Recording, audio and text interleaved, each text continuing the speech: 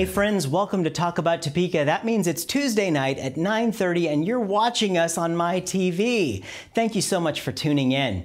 This has been a really exciting week for us. We started our new daily radio show, which happens every Monday through Friday from 7 to 8 a.m. on the Big Talker KMAJ 1440. So join us in the morning. You can also find all of those shows archived on our website as podcasts. But here's what's really interesting. All that radio content, we've got cameras rocking and rolling at the same time, and we're taking all the best moments from last week and compiling them for you in a show. So sit back, relax, and enjoy all of last week's best moments on talkabouttopeka.com. Now I see. Lots of amazing things have been happening downtown, and aside from the cones, I want to talk about the orange cones we're seeing out there. Our new decoration? That new decorations on Kansas Avenue. It's really exciting. They put that up, and how's the process been going so far? So far it seems very smooth. I mean, the guys have been very good about communicating with our businesses, what's happening. Traffic seems to be going through very smoothly. We do want to warn people that there are no left turns at this point during in the construction zone areas. So yeah, they put those signs snuck up on us. And it just takes a while to learn traffic patterns, but just be aware that those are there, and you can be ticketed for that, so you want to be careful. Probably the best practice is to drive like a UPS driver. Always make a right-hand turn. It's the most efficient way. It is. It's the most efficient way to get around through traffic, is to always make a right-hand turn, because you never get stopped having to wait on somebody at a left-hand turn. I guess that's true. I do it even when there's not construction zones. If it's efficient for them, then it can be efficient for us. So, wow, that's cool. Yeah, but the process is going well. It looks like they're starting the dig process, and the street's coming up, so it's really exciting to watch. And people, we've talked about it with Talk About Topeka, the parking situation. We have got a lot of garages and stuff down here, some opportunities for folks to actually get into those garages through merchants. They give you little vouchers. Tell us a little bit about that. Yeah, correct. The parking division for the city of Topeka has generously opened up almost 200 spots in a couple of the parking garages. The Crosby Place garage on 8th Street, that's between Jackson and Kansas, and then also the 9th Street garage that's behind the BNSF building on East 9th. So the parking is limited to the west side of Kansas Avenue, because of course they have the construction closing off the east side. We're losing about 70 spots, but we've gained nearly 200. So parking really should not be an issue. People can park in those two garages, visit the merchants on Kansas Avenue, and receive a voucher to get 2 hours free. Now if you park a little bit over that, you're just going to pay the difference, but that's still a lot cheaper than a parking ticket. Absolutely, and then if you do decide you want to stick around, you just stick around. You just stick around, you don't worry. Yeah, absolutely. It's a great program. We're really thankful that the city's been proactive in trying to provide those kinds of services. One of the ways to help out the businesses, and how's that working with the businesses in the city and the project going? I haven't heard complaints yet. As far as I know, everything's going well. They're really working hard to communicate with the businesses so they know what's happening, meeting with them frequently, made themselves accessible so if the businesses have questions. But the important thing is the public needs to know the businesses are open and they're ready to serve, just as they always have been. Yeah, the officials and the construction folks have come into our stores and made sure that we're communicating. They gave us their cards and they said, if you have any problems, get with us. So they have. They're not just blindsiding you with stuff. They're coming in and trying to make the best of the situation. And one thing that's great is that we've got some new businesses coming in to downtown, and some that have already opened, some that are about to open. So let's talk a little bit about the new stuff. Yeah, it is exciting. You know, construction, everybody thought that would just scare everyone away, and it really hasn't. We've had Julie's Coffee and Bistro open in the last couple of months. Skin Art Tattoo Emporium opened up here a few months ago.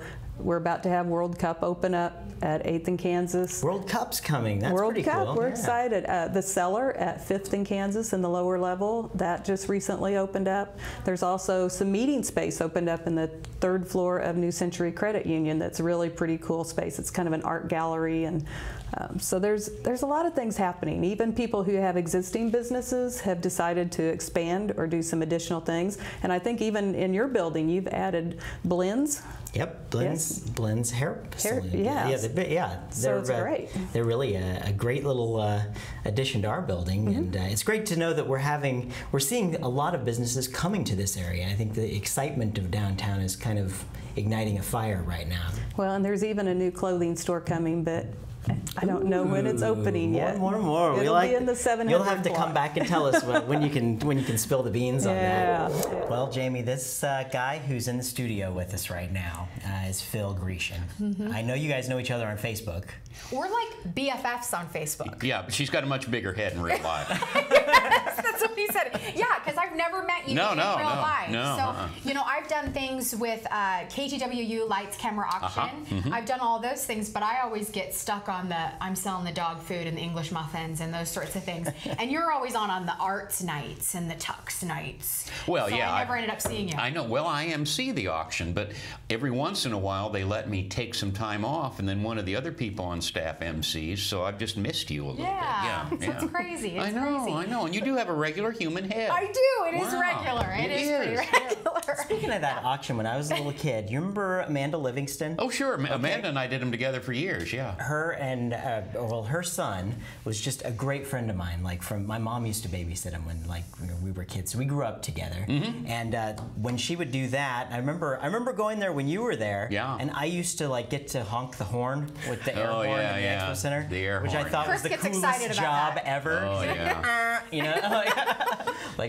know, See, now it's a bell, and they Yeah, always it is. put the kid with the bell right off camera, too close to me. And I'll be talking on camera, all of a sudden it'll go off. No, and it's like it does. It is kind of jarring. Oh, You yeah. know, when I was reading, you know, you have to read the boards and everything, and they make it sound like we really don't have much time. Yeah. You just have to get through the That's boards. right. Just get through the boards. So I am talking like this because I can talk really fast. If I just keep going and keep going and keep going, it's fine.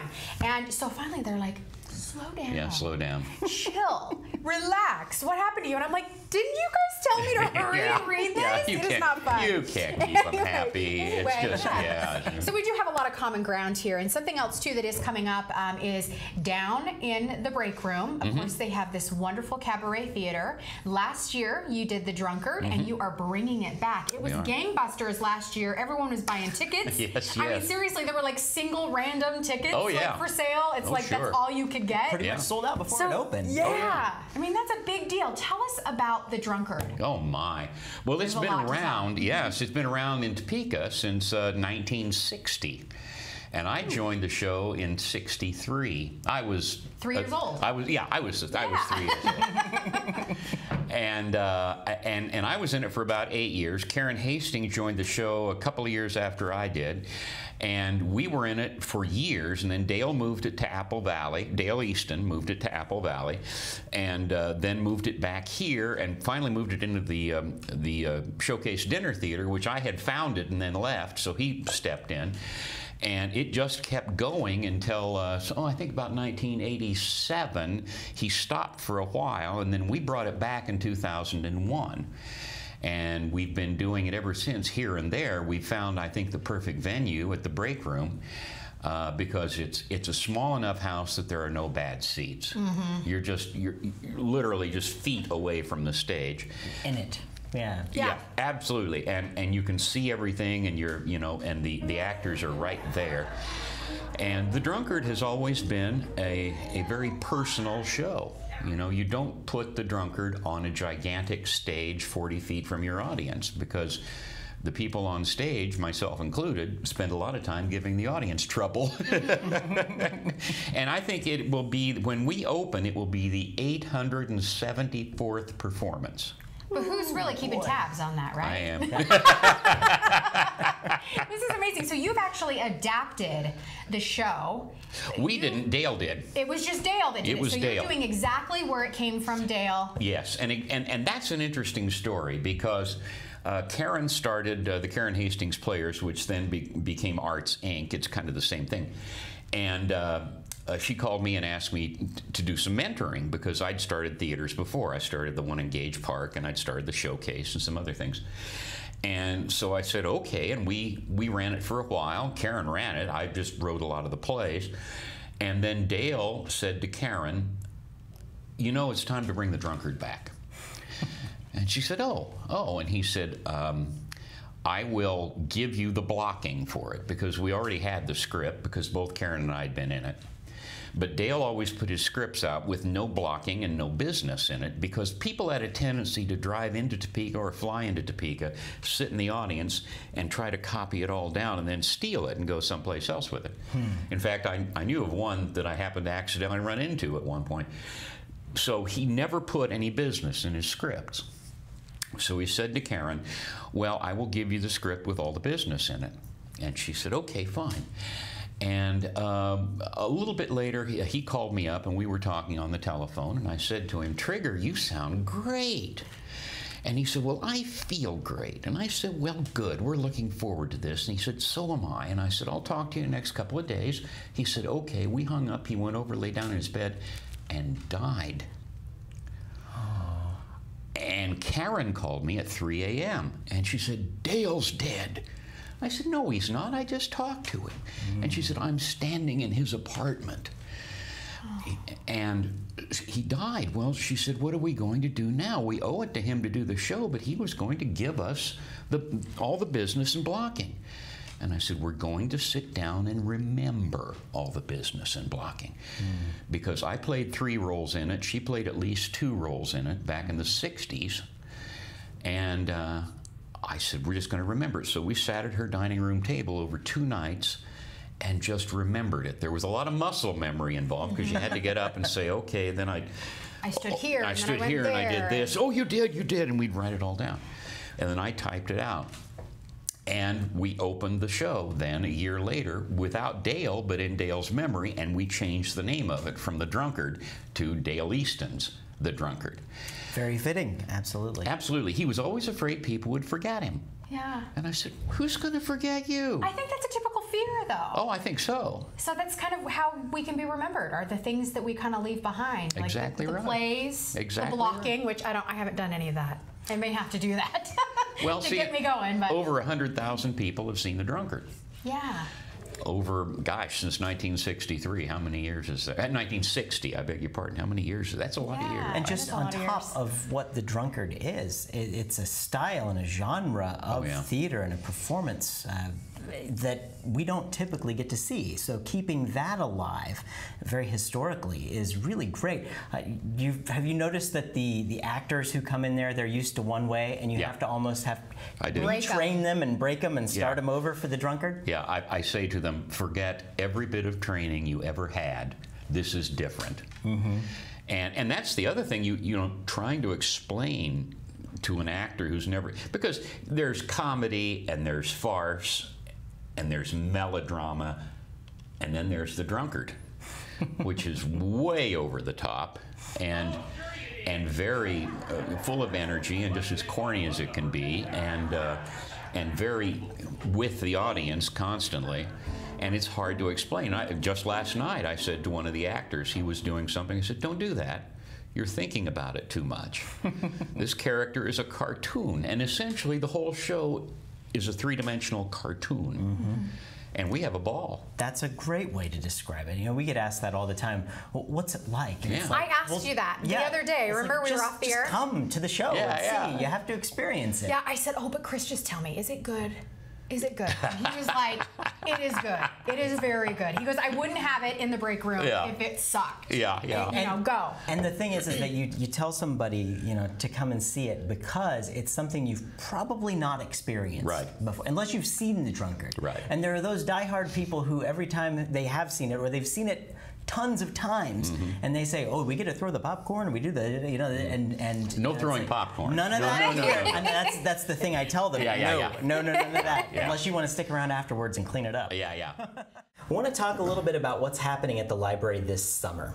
We have some summer reading programs going on. Lisa, tell us a little bit about those. Oh, thanks, Chris. Yeah, from binkies to bifocals, everyone can read and win this summer at the library. We make it really easy. We have paper trackers that people can pick up on our bookmobiles or at the library, or we have our Summerfest website, sunriverfest.tscpl.org. Cool. That is your one-stop shopping for everything, all the 4 reading. So we have infants, kids, teen program with special prizes just for teens, and then adult program, and then every adult who reads, I think 8 hours gets a free cupcake and gets to read for a chance to win a Kindle Fire HD, which is pretty mega. We have all kinds of books to check out. Listening to a book counts. Coming to some of our programs count. So we do make it easy and convenient to participate in this community reading initiative. Excellent, and there's lots of prizes for this. Yeah. Kyler, can you tell us a little bit about the prizes? I can. For every I'm seeing pizza and bowling and all kinds of things. Tell us how this works. Every 2 hours, children and teens read, they'll get a prize. And you get a free book from the Friends of the Library. Right. So everybody gets a book to take home to add their own personal libraries. We certainly love all that. There's lots of great things happening. Some locally owned businesses, as well as some bigger businesses, or outside of Topeka businesses, McDonald's and Applebee's, that kind of stuff. But we really love when the locally owned businesses help us out. That's right. I'd love to see those partnerships. Yeah, community supporting community. Absolutely. Jamie, you're back. I'm totally back. I had some very serious spy espionage things that I was doing that I can't tell you about, or I'd have to kill you. Well,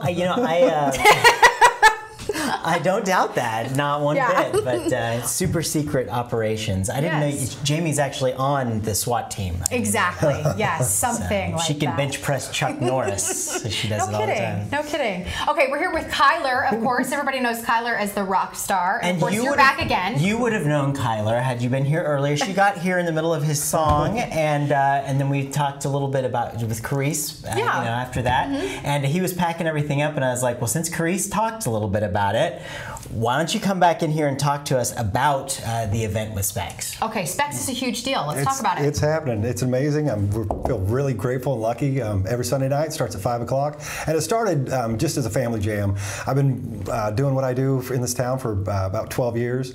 And always during that time looking, my son's 15 now, but he was 2 at one time. And I know what it's like to be a parent that's, you want to go and do things that adults want to do. Good fun for the kids. Right, and the kids are having fun too. So a place where the adults can have fun, kids can have fun, and it all comes together. So everybody's comfortable. Nobody feels guilty about being an adult and wanting to do adult things. I finally found the place. We've tried it a couple other places, not to this extent, but didn't quite work out in a couple other places. Finally found a nice place to go. But now at Specs, they have the outdoor. They have that staging area now. They have stage, and the kids love getting up there. I'm teaching kids how to stage dive, and it's wonderful. Okay, that sounds serious, man. But no, you have the kids that go up there, and they're absolutely, there's no crappy kids that show up there to sing. They're very good. But then also at night, there's another guy that kind of takes over, and he does the adult jam session that goes into the evening. Which was not the intention of the jam at all. It was supposed to be just family 5 to 9, and the first week it lasted till 10, and then the next week it lasted till 11, and then 12, and I did it alone for about 2 months before I finally, 4:30 to 2 in the morning I was there hosting this thing, and I got to the point where I just couldn't do it anymore, and I called my friend Jake Hodge, who I've known since he was probably 14 or 15 years old. Now, he's a great guy, great musician, brought a lot of friends with him, and so he comes in about 9:30, takes over, and brings amazing musicians with him, and he's also a wonderful musician, so if nobody shows up, then you can listen to Jake all night long. Yeah, but we haven't had that happen yet, thank goodness. I love it. Yeah. Well, I will save a seat for you. Yes, Please do. save us a seat and let him sing. Okay. Okay, he'll be out there to sing. This is all going to be at Specs Sunday night, and of course the whole jam session. Fun stuff. Absolutely. I only sing karaoke for 50 Cent, and I do a great job for it. Party in the club. Is that I'm a 50 Cent? PIMP, of course. I don't know what exactly you're singing. See, poor Kyler's lost. Tyler, thank you so much for joining us. You pull the karaoke version of that up on your phone. We can plug that into the system. You can sing right along with it. Oh, no. That's what I'm talking about. That's some good stuff. I don't know how this is going Kyler to work out Carpenter, here. love this guy. And of course, I'm looking for stories. I'm looking for friends. I know a place where the fun never ends. So grab your card, grab your hat, grab your cat. Wait, not the cat, 'cause it's library time. It's library time. Nothing's as sweet as reading to the beat. It's library time. Step right up, don't be shy. Ask for help, we're standing by. Cruise the stacks, learn some facts. Go on a voyage and don't look back, 'cause it's library time. It's library time. Nothing's as sweet as reading to the beat, it's library time. We got stories in every corner, and tales on every shelf. Adventure is only a click away, check it out, help yourself. We got fire-breathing dragons and rockets in space.